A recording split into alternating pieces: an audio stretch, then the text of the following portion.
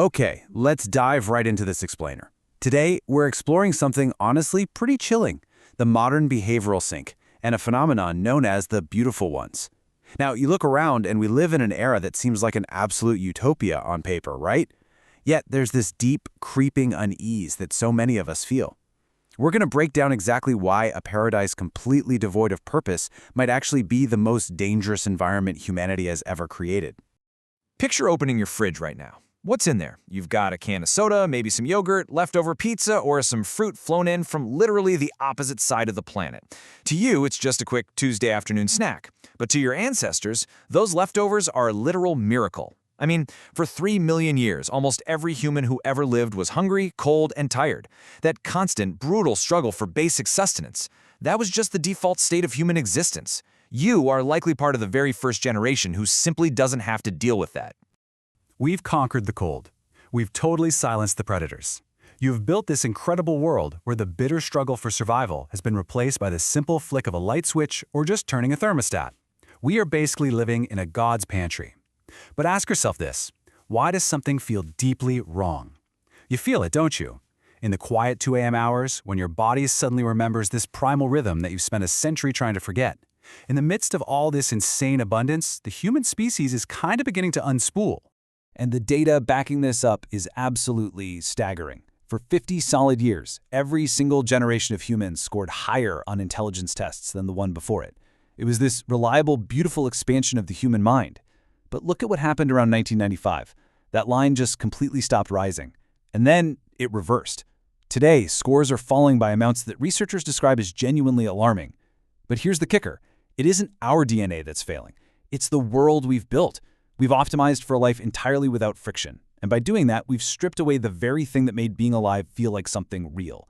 Which brings us to a frankly terrifying parallel from a famous behavioral experiment from the 1970s, known as Universe 25. It was literally a utopian city built for mice. The researchers observed a specific generation that emerged, and they called them the beautiful ones. These were individuals who had everything entirely provided for them. Physically, they were perfect, well-fed, healthy, but they were functionally dead. Because they had no social roles to fill, no fights to win, no territory to defend, their spirit just simply began to atrophy. And man, this perfectly mirrors our modern behavioral sink. We are seeing the exact same dynamic play out right in the mirrors of our screens. We're witnessing an entire generation that spends their lives doing the human equivalent of grooming, just obsessively curating their digital personas. They never actually experience the friction of a real struggle. It's just a compulsive huddling around the same digital feeders, while our actual human potential sits entirely untouched. So why is this happening? Well, think about it. Your brain is running 3 million-year-old software in a world it was absolutely not built for. Your brain is still obsessively scanning for threats, except now the saber-toothed tiger is an unread email or some awkward group chat. It is desperately seeking a close-knit tribe in a room full of 8 billion total strangers. Tens of thousands of years ago, if the tribe saw you as weak, you were pushed away from the fire, right? So your brain creates this massive spotlight illusion. This is exactly why you might agonize for 20 minutes over a simple photo caption, utterly convinced the whole world is watching your performance, when in reality, they're just busy managing their own fears. So what happens when that ancient survival software slams into our modern digital environments? We turn into a species of spectators, just endlessly performing for other spectators. And what's absolutely crucial to understand here is that every app, every feed, and every platform you use is intentionally built to interrupt you. Interruption isn't a glitch, it is the entire business model. And the product they are selling? It's your executive function. That's your cognitive ability to stay with something difficult when an easier option is sitting right there. It's a muscle that only builds through boredom and effortful use. But in our modern paradise, we've basically outlawed boredom. Let's really look at the steep cost to our focus here. Back in 2004, the average person could comfortably sit and focus on a single screen for about 2.5 minutes before task switching. Now, after 2 decades of this behavioral sink and the total erosion of our executive function, what do you think that number is today? 47 seconds. That's it. That is literally all the focus the average person can muster today. To put that into perspective, that's barely enough time to tie your shoes. We are losing the fundamental ability to hold on to a complex thought and see where it actually leads. We've completely traded the slow, deep reasoning that literally built human civilization for the quick, easy dopamine hits of passive consumption. Because of this, we're watching a terrifying convergence happen in real time. On one side, as we eliminate all this friction, our line of cognitive stamina and human reasoning is dropping like a rock. On the other side, the capabilities of artificial intelligence are racing rapidly upward to meet it. Those two lines are closer together right now than they have ever been in human history.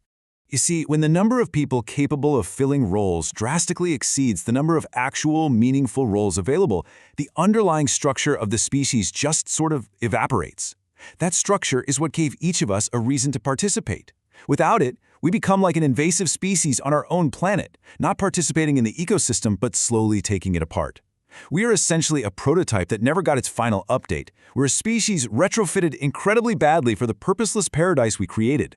We are quite literally burning in our own sunlight and breaking under our own gravity. Which brings us to a concept the sources call the second death. It's the logical endpoint of the beautiful ones. They're the people who have realized that in a world where absolutely everything is provided, nothing really matters. But the catch is, the death of the body comes much, much later than the death of the spirit. We are currently living right inside that gap. We are the generation that is physically healthier than any in recorded history. Actually, scratch that, we're the healthiest generation ever, period. Yet we are entirely spiritually bankrupt. But hey, here is the absolute most important takeaway of this entire explainer. Unlike the generations that came before us, we actually have the data. We can see this cognitive collapse happening in real time. Because we know this decline is environmental and not genetic, it means it's simply a product of the world we've chosen to build. And if we built it, we can consciously choose to change it. That knowledge is our only real way out. So how do you survive this behavioral sink? You have to actively manufacture your own purpose in a world that just no longer demands it of you. Here's the blueprint.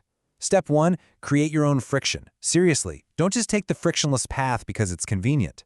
Step 2, extend yourself into conceptual space. Start building new roles and ideas and networks that don't even exist yet. And step 3, find the hard thing and intentionally stay with it. You have got to build back that executive function muscle. You absolutely have to resist passive consumption. It's a one-way ticket to social death. Because every second you waste scrolling is a second someone else already lost. The people who actually manage to come back from the edge of this behavioral sink, they don't come back wanting more comfort, they come back wanting more presence. They want to be deeply engaged in those tiny moments that don't seem to matter, actively reclaiming those ordinary Tuesday afternoons that will eventually flash before your eyes. Because comfort alone wasn't the enemy. As this quote perfectly captures, the paradise didn't kill the spirit, the silence did. The complete and total absence of a reason to be here, the lack of a struggle to overcome, that is the only truly lethal predator humanity has ever faced. Which leaves us with one final, totally inescapable question. The behavioral sink experiment, it's still running. Your brain is recording absolutely everything, building a person called you, even as it overwrites the one who came before. So, who are you becoming? Are you an active participant in the human story, actively seeking out friction and meaning? Or are you just grooming yourself in the center of the pen, passively waiting for the end? The next chapter is entirely on you.